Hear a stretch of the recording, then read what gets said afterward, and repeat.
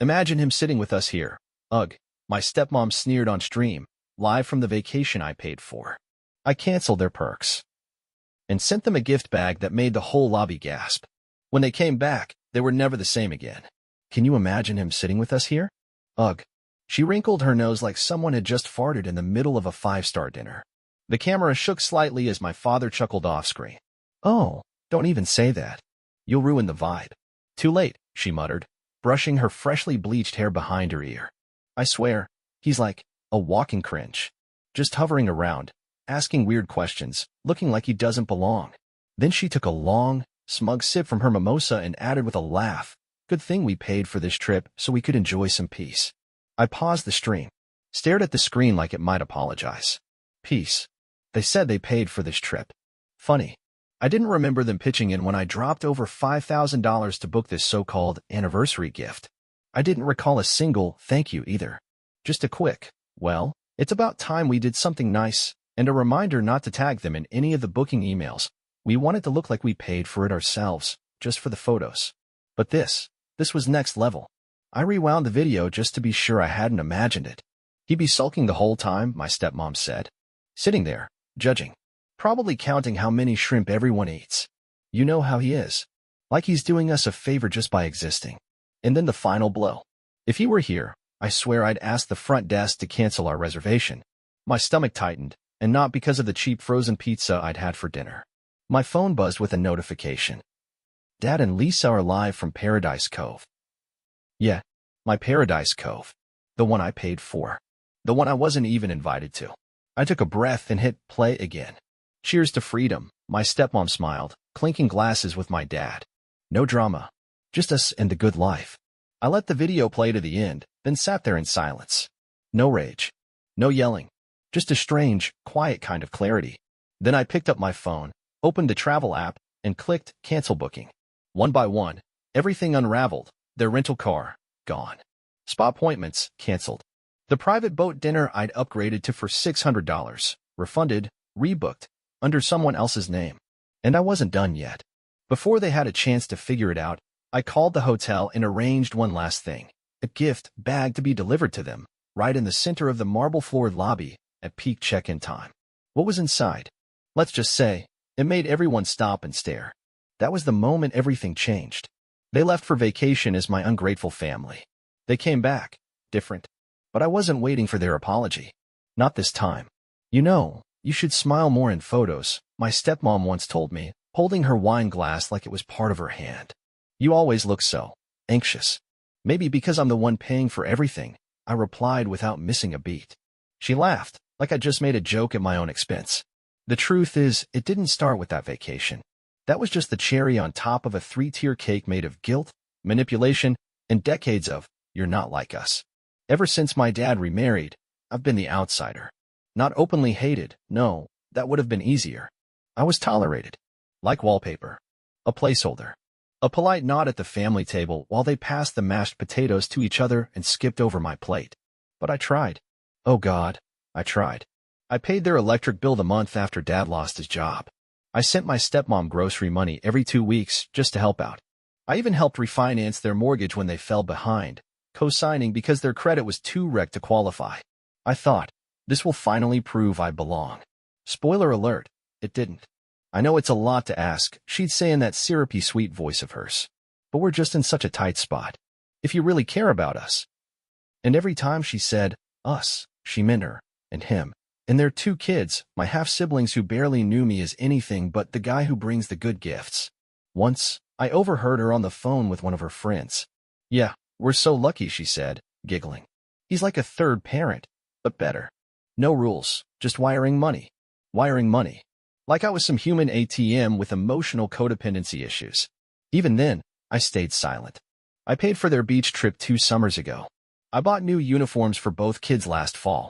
I even covered the down payment on Dad's new car when his old one gave out. And I never asked for thanks. I didn't want applause. I just wanted to be treated like a person, a son, a brother. But the more I gave, the more they acted like it was owed to them. Until one day, I made the mistake of saying no. It was about a new iPad. Lisa, my stepmom, called me on a random Tuesday. Hey, she said breezily. So Harper really needs a tablet for school. All the kids are getting them, and she's been feeling left out. I can maybe send some money next month, I replied, half asleep after a 13-hour shift. I'm a little tight right now. There was a pause. A little tight, she repeated, as if I just said I sold a kidney on the black market. Didn't you just get a raise? Yeah, I said, which covered the extra taxes and my car repairs. I'm not sitting on gold bars, Lisa. Well, she said, her voice icing over, I guess Harper will just have to learn what it's like to have a selfish older brother. I stared at the phone, stunned. Excuse me, I finally said. I just hope you're proud of yourself, she continued. Letting your little sister fall behind in school because you wanted to upgrade your laptop. I didn't upgrade anything, I snapped. I bought a used one off eBay because the old one died. Still sounds like a choice, she bit back. I hung up. That was my first no, and it felt terrifying, but also strangely right. The next week, the passive aggression turned up to 11. At a family dinner, Lisa raised her glass and said, here's to the ones who show up, even when times are tough. She didn't look at me. She didn't have to. My dad joined in with a dry, yep. Some people just get it. I pushed my plate away. And then came the real insult. They booked the vacation I paid for. Used the spa credits I added. Ate the meal I had reserved under my account. And then went live, just to drag me in front of the internet. No gratitude. No decency. Just a smug, tipsy laugh from a woman who once cried on the phone and said, I don't know what we'd do without you. You do now, I thought. That night, I didn't just cancel their perks. I wrote a letter. Well, technically, I designed it. A luxury black envelope with gold calligraphy, sealed in wax. On the front, inscripted letters. Something special. Just for you. Inside was a glossy, gold-edged card. No angry message. No insults. Just a simple printed line. Skin for a personal surprise. Beneath it, a clean, elegant QR code. I called the hotel concierge and asked them for one favor. Place the envelope in the center of the grand lobby check-in desk, right before the pre-dinner rush. It's a gift for the couple staying in the honeymoon suite, I said sweetly. They'll know it's from me. They did. Lisa, ever the spotlight hunter, grabbed it like a prize. She opened it right there at the front desk. The staff gathered, intrigued. Tourists stopped mid-step, curious. She scanned the code with a flourish. The moment her screen loaded, the lobby went dead quiet. A full-screen video began playing on full volume. A short slow-motion clip of me, standing on a beach, holding a cocktail and a sign. This is the face of the person who paid for your luxury, while you dragged him online. Then, as the screen zoomed in on my face, the unmistakable music kicked in. Curb Your Enthusiasm theme. It echoed off the marble walls. Lisa screamed. Literally screamed. My father tried to shut the phone off, fumbling like it was on fire. Someone gasped and said, Oh my God, is that them? A teenage boy whispered, Yo, this is legendary. Another guest laughed and said, Wait, is that the Curb Your Enthusiasm music? That's brutal. This is so going on TikTok. Then the hotel manager, not knowing what was going on, leaned forward and read the card aloud. Something special. Just for you, he said, confused but impressed. Then added, Is this part of a performance? By the time the music looped for the third time, half the lobby had pulled out their phones. Guests whispered. Staff stared. One woman was laughing so hard she had to lean on a pillar. Lisa shoved the card back into the envelope and bolted. My dad followed, muttering something about suing somebody. But it was too late. The damage was done. That was the moment everything changed. They left for vacation as my ungrateful family. They came back, different. What happened next? Well, the whole lobby gasped. And when they came back, they didn't look smug anymore. They looked ruined. They came back 2 days early. No posts. No lives. No smiles. I was sitting in my kitchen when my phone buzzed. A message from my dad. We need to talk. Family dinner. 7 p.m. No, hi. No, sorry. Just a command, like always. 7 p.m. They hadn't even unpacked their bags, and they were already summoning me like a servant. But you know what? I went. I didn't go to talk. I went to finish it. When I walked in, the table was set like always, steaming dishes in place. Lisa was nursing a glass of wine but refused to look at me. Dad was already halfway to pissed. I could feel it in the air. Let's get to the point, he barked before I even sat down. What the hell was that stunt at the hotel? I raised an eyebrow. You mean the truth? I just gave it a little presentation. Lisa slammed her glass down. You humiliated us in front of the entire hotel. she shrieked. People were whispering. One guy asked if we were on probation. Do you realize what we went through? Do you realize what I've gone through? I said, sharp and calm. Sitting alone in my apartment eating canned ravioli while you sip champagne on live stream, laughing at me? It was just a comment. She snapped. A bad joke. You're acting insane. A joke. I stood up. For years, I've been the one feeding you, paying your rent, covering your groceries, co-signing loans, funding fresh starts and luxury getaways. And what did I get in return? Can you imagine him here?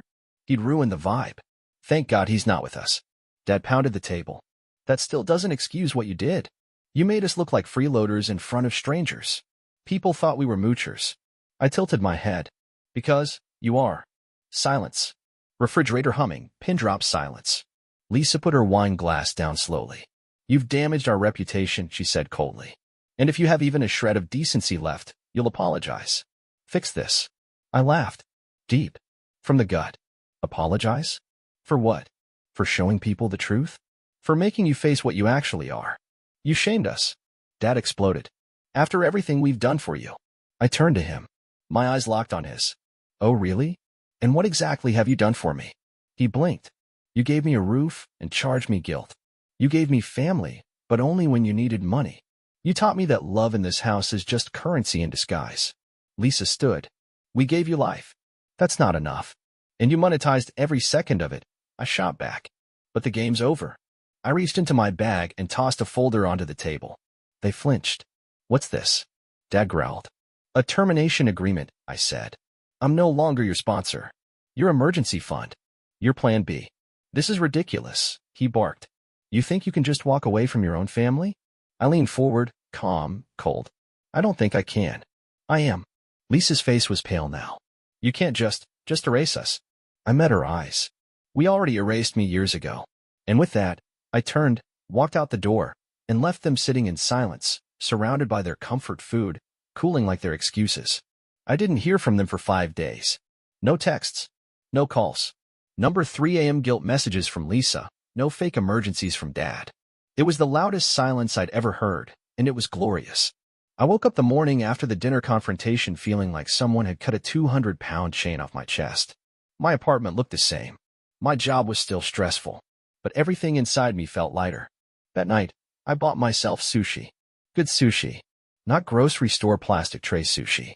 I poured a glass of wine, sat on the balcony, and for the first time in years, I breathed, not checking my bank account in fear of another emergency Venmo, not calculating how long I could stretch gas money to cover a surprise expense from the family. Just me, my money, my choices. And the best part?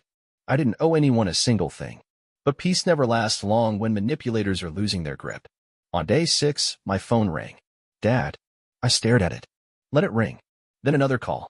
Lisa. Then a text. I know we fought, but we're still family. Can we please talk?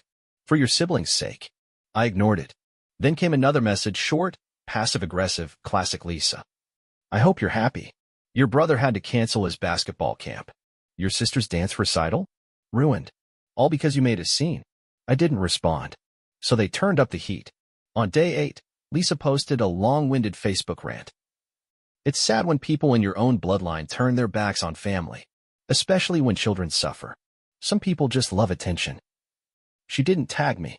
Of course not. But I got the screenshots. Apparently, someone in the comments section asked about the QR code scandal at the hotel, and she deleted it. But not before 20 people reacted with the laughing emoji. Then came the final straw. Day 10. I got a knock on my door. It was my younger half-brother, Mason, 14. Hoodie pulled up. He looked pale, nervous. I just wanted to see you, he mumbled. Lisa doesn't know I'm here. I blinked. Come in. We sat on the couch. He didn't look at me, just stared at the floor. I saw the video, he finally said. The QR code. I thought it was fake at first, but then I heard what they said about you. I just wanted to say, I'm sorry. I didn't expect it. I didn't ask for it. But hearing those words from someone in their house meant more than anything they could ever say. She made us unfollow you, he added quietly. Said you were dangerous. That you'd turned against the family. But I think she just didn't want us to see the truth. He handed me something, a crumpled envelope. Inside? A birthday card I'd sent him 2 years ago. It had 20 bucks inside. I never cashed it, he said. I just kept it. I almost cried. Thanks for still being you, he said, standing up. Before he left, he turned and said, She's freaking out, by the way. Like, losing it. Dad's mad all the time. I think they're scared you're going to go public. I smiled. Oh, honey, I whispered. I already did. From there, things fell apart fast for them. My dad called my uncle, trying to get him to talk sense into me. Spoiler, my uncle texted me this instead. You were way too patient for way too long. Proud of you. Lisa reached out to one of my exes. Seriously. She claimed I had always been unstable, and maybe the breakup had pushed me over the edge. The ex sent me the screenshots with the caption, Tell her to get better material. I found out they tried applying for a small personal loan. Guess what? Denied. Why? Because I had been the one with the good credit score propping up their co-signed accounts. Not anymore. And oh, remember the hotel? Apparently, the concierge posted anonymously on a travel forum about the most dramatic guest moment I've ever seen. It went viral. No names, of course, but anyone who knew them knew exactly who it was. And me? I thrived. I deleted the family group chat, started therapy, joined a gym, took a weekend trip by myself. First time I'd ever bought a plane ticket just for me. I wasn't rich. I wasn't a different person overnight. But every day, I felt like I was pulling one more root of them out of my skin. Freedom didn't feel like fireworks. It felt like peace. It felt like waking up and realizing no one could take from me anymore just because they shared a last name. It felt like finally belonging to myself. Some mornings, I still wake up expecting a message from them. Something dramatic. Something guilt-laced. Some new fire to put out. But there's nothing. Just the hum of my coffee maker and the quiet joy of knowing that my life belongs to me now. It's strange how silence used to terrify me. Back when I equated attention with love.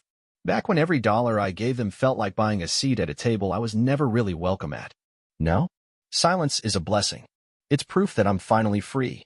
I think what shocks me most is how long I let it happen. 5 years? 10? Maybe more?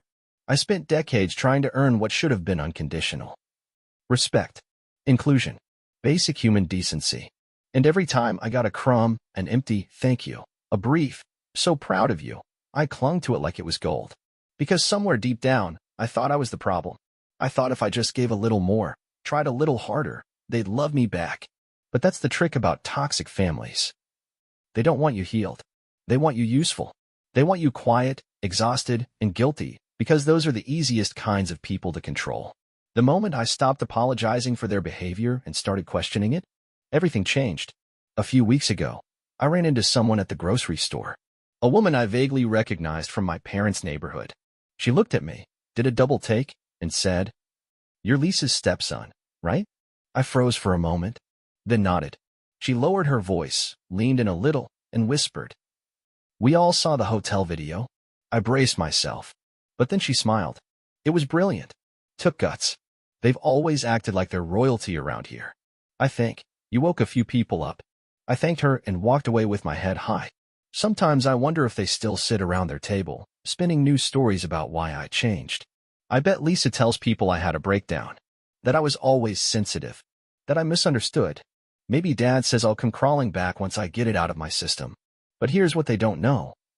I'm not angry anymore. Anger was the fuel that helped me leave. But peace is what's helping me stay gone. I don't need revenge. I don't need validation. I don't need them to say you were right. Because I know I was. I have the receipts, the scars, the silence. And now, I have something else, too. Boundaries. The other day, I got a letter. Handwritten. No return address. Inside was a simple note. I saw what happened. I just wanted to say thank you. For showing that sometimes, cutting ties is exactly what saves a person. You helped me leave, too. It wasn't signed. But it didn't need to be. Someone out there, someone like me, finally saw they weren't alone. And maybe, that's enough. So here's what I know now. I'm not a villain for choosing myself. I'm not cruel for stopping the cycle. And I'm not a bad son, brother, or person because I decided to stop paying for people who never paid me respect. I was never the problem. They just hated that I finally realized it. And now, I don't carry guilt. I don't carry fear. I carry one thing only. Freedom.